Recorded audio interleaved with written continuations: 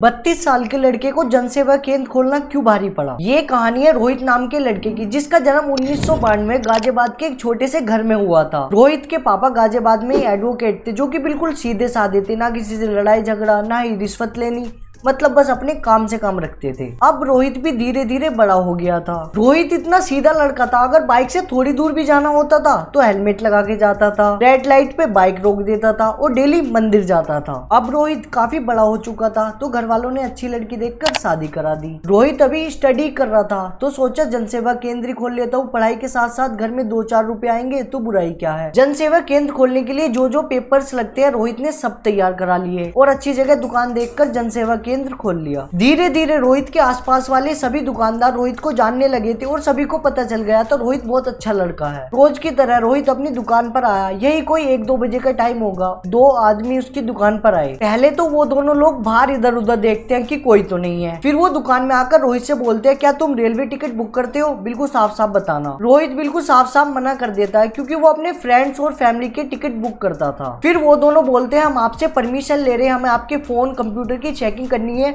हम Delhi crime branch से हैं। रोहित रहा बिल्कुल सीधा साधा बंदा, उसको कुछ समझ नहीं आ रहा था कि उसके साथ क्या हो रहा है, क्योंकि उसने आज तक कुछ गलत ही नहीं किया था। तो रोहित अपना फोन कंप्यूटर हैंड ओवर करके साइड में खड़ा हो जाता है। दोनों ऑफिसर 2-3 घंटे इन्वेस्टिगेशन करने के बाद रोहित को धमकाते हैं और बोलते हैं 1.5 लाख का फाइन लगेगा और बेटा तू तो गया 3 साल के लिए जेल में। रोहित सब कुछ चुपचाप खड़े हुए सुन रहा था, क्योंकि उसके लिए बहुत ही अनएक्सपेक्टेड था। फिर रोहित का मोबाइल लैपटॉप जब्त कर लिया जाता है और फिर रोहित को एक गाजियाबाद के पुलिस स्टेशन में लाया जाता है। अब तक ये खबर रोहित के घर पहुंच चुकी थी। फिर रोहित को गाजियाबाद की रेलवे स्टेशन की जेल में लाया जाता है और रोहित को थोड़ा बहुत खाना खिलाया जाता है, जो कि उसके घर वाले भेजते हैं। आप लोग ये चीज फील करके देखो, 22-23 साल के लड़के के लिए कितनी नई चीज होगी, जिसने आज तक अपनी लाइफ में गाली नहीं दी, किसी को उल्टा सीधा नहीं बोला। मतलब इतने सारे रेप हो रहे हैं, मर्डर हो रहे हैं, उनके ऊपर कोई ये ध्यान नहीं देता, और कोई बंदा अपना घर चलाने के लिए एक जनसेवा केंद्र खोल के बैठा है। तुम उस पे इतने लाखों का फाइन लगा रहे हो, 3 साल की जेल बता रहे हो, कौन से रूल्स है? अब रात के लगभग 1-2 बजे हुए थे, जिस टाइम इंसान बिल्कुल कच्ची नींद में होता है। उस टाइम रोहित को उठाया जाता है और उसका बयान लिखा जाता है। उसी टाइम रोहित को उसका क्राइम बताया जाता है, क्योंकि रोहित को इससे पहले उसका कुछ नहीं पता था क्या उसने क्या क्राइम कर दिया जो इसको